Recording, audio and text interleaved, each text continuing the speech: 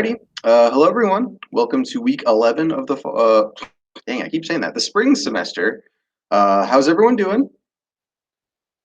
Terrific. Exhausted. Yeah, me too. Yeah. Last week, we had the Severe Storms Conference. That was a lot of fun. For anyone who did the radar workshop on Thursday, how did that go? Terrific. It was fun. Really Oh, yeah. fun. Yeah, so all that severe weather that was down south, they actually overlaid that over onto DMX's radar. And so you were warning live storms, but you were warning them in Iowa instead of in Mississippi. Oh, wow. That's actually really cool. So yeah, that was pretty neat. Me and Rich teamed up. We kind of broke off from everybody else.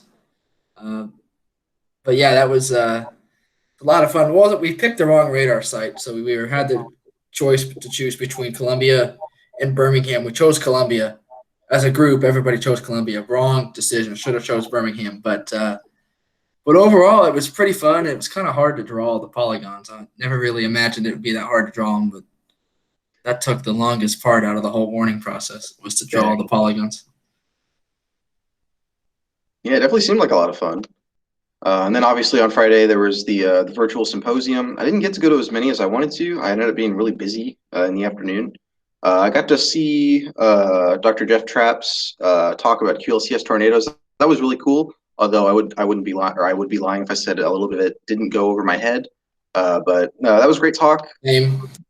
The afternoon, I know they had a lot of talks about the Iowa ratio. I kind of wanted to listen to a couple of those, but it happens. But yeah, I hope everyone got their $10 worth of that conference. I thought it was pretty good overall.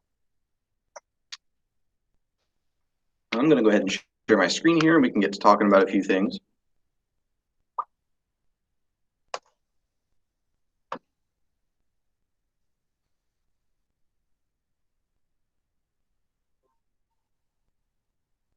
All right, you guys should be able to see it now.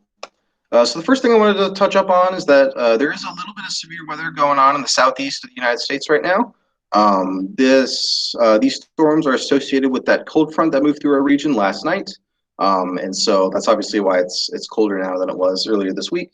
But yeah, these storms are predominantly linear in nature, so you're not going to see a lot of tornadoes. Maybe a few ULCS tornadoes, obviously associated with squall lines, but other than that, it's probably just going to be wind damage and maybe scattered hail reports. That's kind of what you see already here in the preliminary storm reports. Yeah, here's that cold front here. That's obviously moved through our region yesterday, and so this is going to be what's driving most of those storms down there. We can also look at the weather around here. Obviously, with that passage of the cold front, it's a bit cooler today than it was earlier this week. It's going to be pretty cool tomorrow as well. But if we look here, let's see, I want to look at the upper air. As we head into this weekend, what we'll actually start to see is as this trough moves out, this trough, of course, is associated with the weather that's going on down south. As that trough moves through, it will be replaced by this upper level ridge here. You can kind of see this ridging here. What that's going to do is it's going to bring warm, dry air from the southern U.S. up into our region. And so what that's going to mean for us is Easter weekend, we're going to have very nice warm weather. Should be clear because of that surface high pressure down at the surface. If we can look at temperature here, it's going to get pretty nice and toasty, actually. I think the National Weather Service is forecasting lower 70s for us on Saturday and Sunday. So yeah, you can see as that ridge moves through, yeah, we're gonna have much warmer temperatures in our region. So looking forward to that. If you guys happen to be seeing any family for Easter, hopefully you guys have a nice weekend doing that. But yeah, that's the weather going on for us. A couple other announcements real quick. This is the final day that we're accepting t-shirt orders for the Severe Weather Club t-shirts. I'm planning on ordering them either tomorrow or Friday so that they can get here, I think, by week 14. So then we have 2 weeks to get them out to everyone. Is there anyone in here who hasn't ordered a t-shirt yet but wants one? You might want to talk to Nate. Talk to Nate. Nate All right. just messaged me about when they're due. I told him the day, but I don't know if he wants to order one or not. Yeah, I'll talk to him about that. But yeah, hopefully we'll get them in a reasonable amount of time. It's through Custom Ink, so I'm pretty sure their supply lines would be robust enough that they could get through on time. But yeah, that's the Severe Weather Club shirts. Does anyone have any questions before I start today's presentation? Questions, comments, concerns? If not, then today I will talk about majors, or excuse me, minors, and specifically minors that I think meteorology majors should do. I know a lot of you probably already have minors picked out and ready to go, but I know last semester's presentation by Anthony when he talked about the meteorology major itself and classes to take. That is viewed quite a bit by some of our younger students on YouTube. And so I definitely wanted to get this presentation out there. I know when I first came to Western, minors were not explained to me at all. I didn't know like what they were or like what they were for. And so I definitely want to get this out there just to make sure that we all are on the same page with what minors we should take. And of course, which ones would be good for meteorology majors. So first of all, we can ask the question, well, what is a minor exactly? Well, according to an online definition that I kind of just found, a minor is a secondary discipline that a college student chooses to focus on in addition to their major. Basically, it's the same thing as a major, but it's less rigorous. Most majors, you'll probably take 15 or so classes that are dedicated specifically to your major. Minor, you'll probably take around 5 to 7 classes that you're focusing on that specific area of interest. As far as I know, your minor doesn't go on your diploma, but it does go on your transcripts. And so, for example, you can see in this like little graphic I pulled offline, you can like major in biology and you'll have a minor in Canadian studies, that kind of thing. For a full list of minors, you can go to this website here. For WIU, annoyingly, they're not sorted by department, but just by alphabetical order. But yeah, you can see the full list of minors there if you're interested. So the next question you might ask, well, why do we need a minor? Well, unfortunately, at WIU, a 16-hour minor is a graduation requirement. You have to have a minor to graduate. There are exceptions to this, though. If you are a double major, so if you're majoring in 2 different things, you do not have to have a minor. And similarly, if you are in what is called a comprehensive major, you don't have to have a minor either. I don't know what that is. All I know is that the Aegis department does not have any comprehensive majors. So if you are a meteorology major, you have to take a minor. So your initial reaction to this might be, well, why? Why do I have to take a minor? I want to do meteorology, so why should I have to focus on something else? Well, the primary purpose of a minor, and if we're being honest, the college as a whole, is to broaden the scope of your education. In theory, if you study more disciplines, then you're a more well-rounded student, and that makes you more employable, in a better position to contribute to society, and that kind of thing. It's for this reason that most of the time you'll be pushed toward a minor that supports your major. And so that's going to be a lot of what we focus on here in this presentation. However, that doesn't always have to be the case. You can minor in whatever you want, basically. I mean, if you are a meteorology major, but you have a secondary passion in dance theater, you could minor in dance theater if you wanted to. That would still count towards your graduation requirements. You could still graduate with that dance theater minor. But of course, for the most part, you're going to want to do a minor that supports your major in some way, as that'll make you more employable, more attractive to employees, that kind of thing, or employers, that kind of thing. A quick note before I start talking about minors is that we also have an applied meteorology option here at WIU.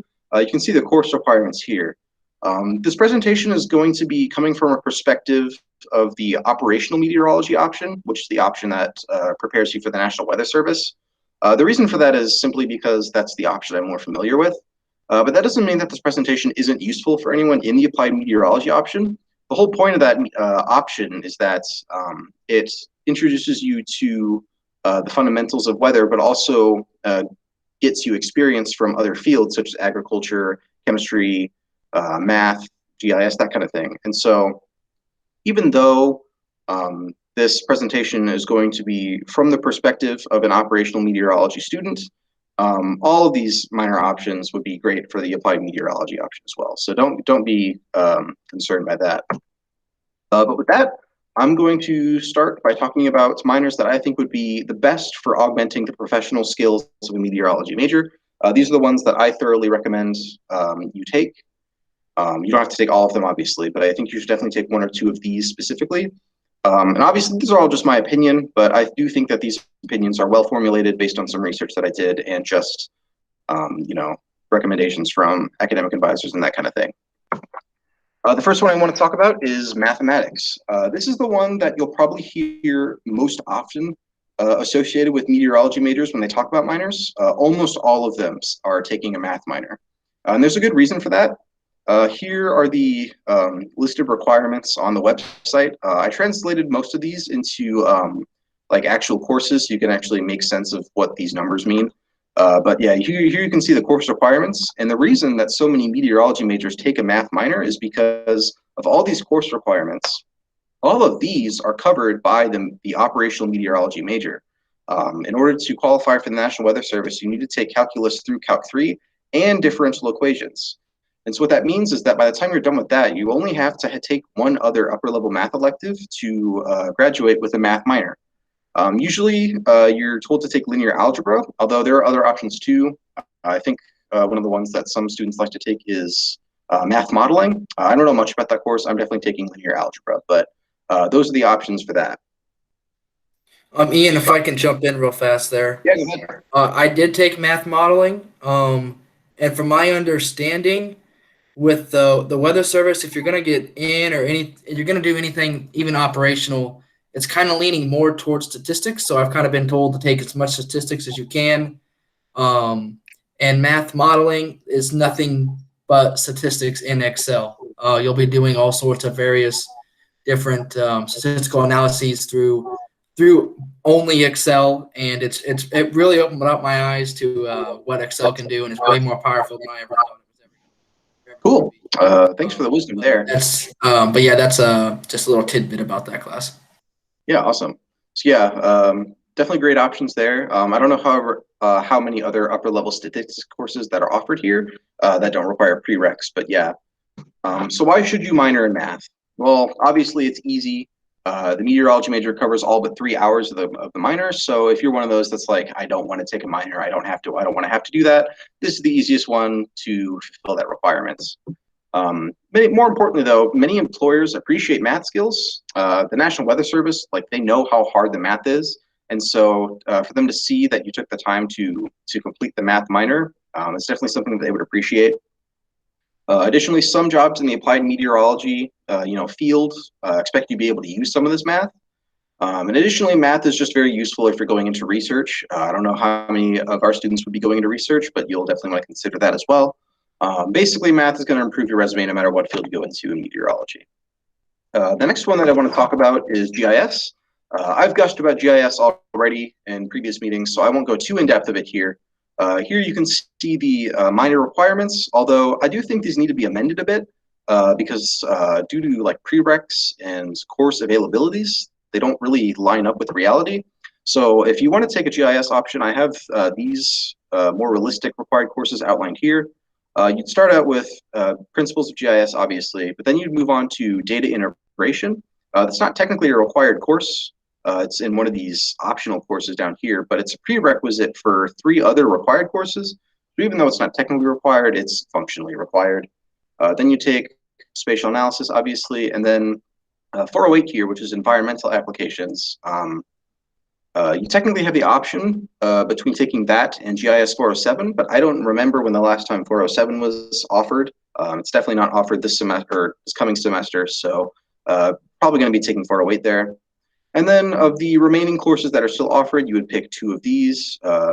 GIS 108 is that easy course that I talked about in that one meeting that I talked about GIS. 201 is another pretty easy course. It's taught by another one of my GIS center supervisors. And then, of course, there's cartography taught by Dr. Sutton if you wanted to do that. So why minor in GIS? I could talk all day about this, but obviously the big thing is that it makes you extremely employable.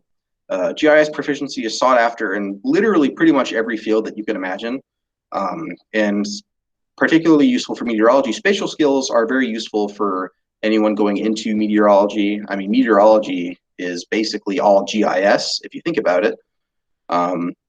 Additionally, GIS skills are transferable to non-GIS fields and jobs. Additionally, if you're a GIS minor here at WIU, you might have the chance to work at the GIS Center.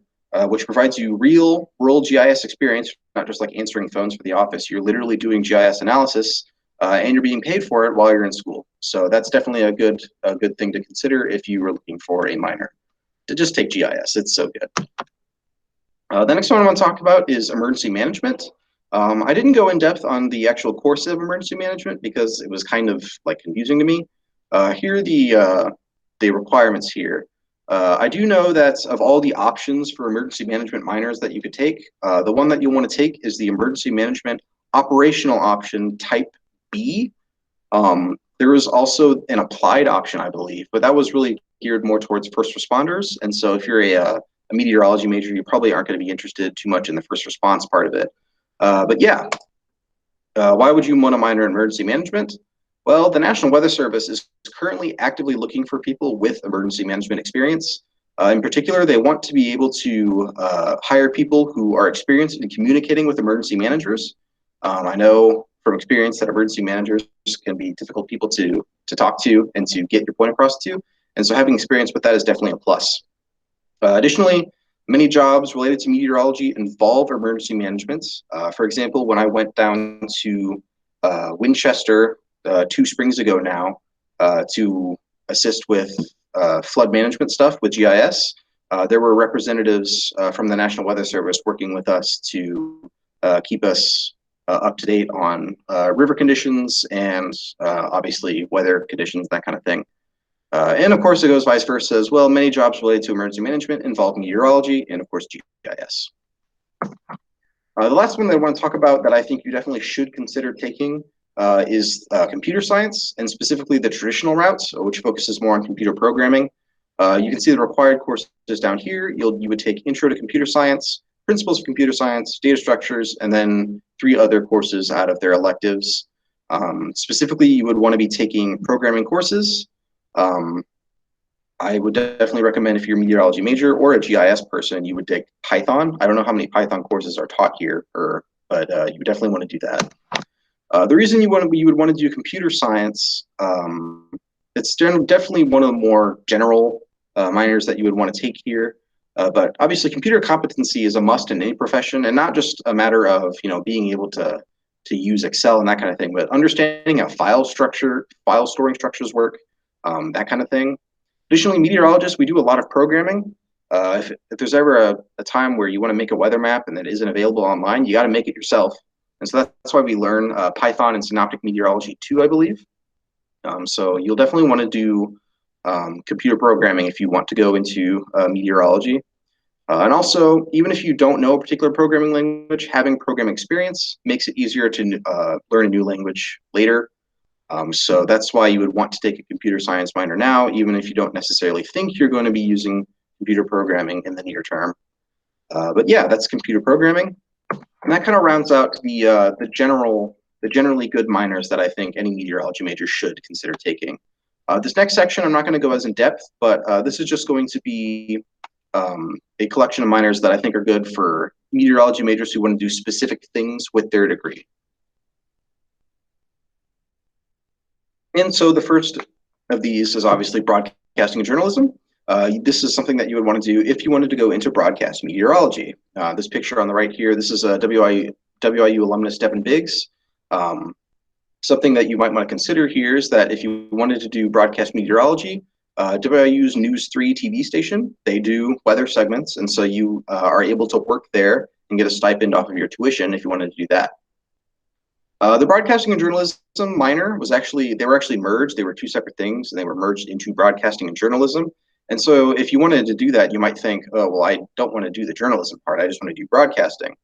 But something to consider is that most of the time, especially early on in your meteorology broadcasting career, you'll only be doing the weather on the news once or twice a week, but you're still working, 5-6 days a week. And so when you're not doing that, you need to be able to find and report on news stories that often have nothing to do with the weather. And so that's why you would want to take the journalism part of the minor in addition to the broadcasting part. But yeah, broadcasting journalism, great if you want to do broadcast meteorology. Another thing you might want to consider is agriculture. There are a number of different options for agriculture minors. The one that you'd probably be pushed towards is agriculture economics. simply because that's one that the applied meteorology background focuses on quite a bit. Obviously farmers depend on meteorologists in a lot of ways. The weather controls crop conditions, soil conditions, that kind of thing. And so if you wanted to do something related to agriculture, weather is obviously, or meteorology is obviously something that you would want to be knowledgeable about. The last two minors that I wanted to focus on are physics and chemistry. Like math, these are just kind of generically good minors to have for a meteorology major. Meteorology is obviously grounded in the fields of physics and chemistry, and so that's what makes it good. The National Weather Service in particular likes applicants to be familiar with general chemistry. If you look at the USA jobs requirements for applying to the National Weather Service, one of those like optional, or not optional, but like one of the fields you can choose to take courses in to make yourself eligible to be hired is general chemistry. So if you wanted to do that, you could do chemistry. I personally don't like chemistry, but it's an option. This is also a really good option if you ever consider doing research meteorology, especially if you want to go to grad school. Obviously, if you want to do that, you should talk to your academic advisor, but yeah, physics and chemistry would definitely be good for that. And to round out this presentation, I wanted to talk about, well, what if you're not a meteorology major? Well, our department does offer a weather and climate minor. Here you can see the requirements here. If you wanted to do the weather and climate minor, you would start with Intro to Weather and Climate, obviously, and then you would take Severe and Unusual Weather. I'm not sure, they might have to edit the requirements for this. Severe and Unusual Weather is usually taught by Dr. Bucher, but it hasn't been offered since he left, and I don't know if it will be offered again anytime soon, so they might have to change the requirements for that. But after that, you would take Environmental Climatology, which is a Dr. Choi class, Understanding Climate Change, which is another Dr. Choi class, and then one other course from any of these courses. So why should you minor in weather and climate? Well, obviously, meteorology is awesome. But also, as mentioned in the rest of this presentation, meteorology has its hand in a ton of different disciplines. And likewise, a ton of different disciplines rely on meteorology to at least some extent. And so obviously, if you're a non-meteorology major, having experience in weather is a very employable skill for you to have. So therefore, definitely consider taking weather and climate if you aren't already. Additionally, of course, we have our weather radar, so that makes our both meteorology major and minor programs more attractive than other universities. So yeah.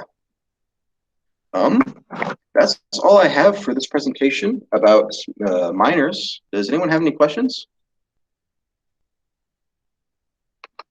Yeah, so I know GIS, like, I remember you briefly saying, like, it kind of takes a while to do, at least for meteorology majors compared to something like math, because it's just an extra class.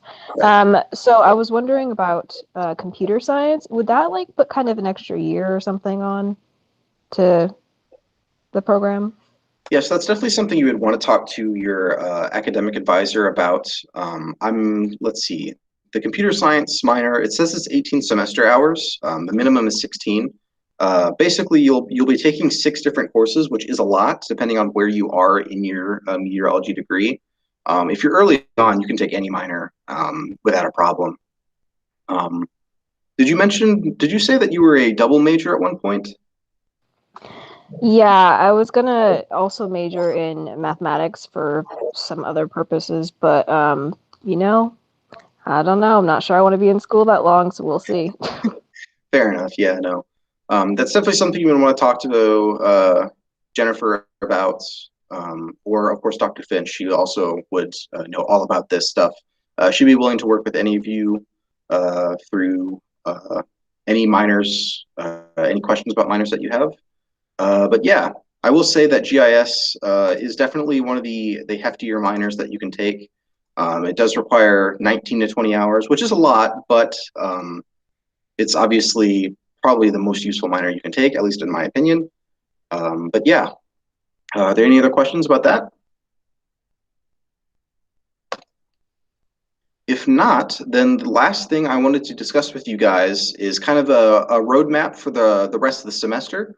It's currently week 11, and we have 4 weeks left of school until finals week. So we have until week 15, and then that last week is finals week.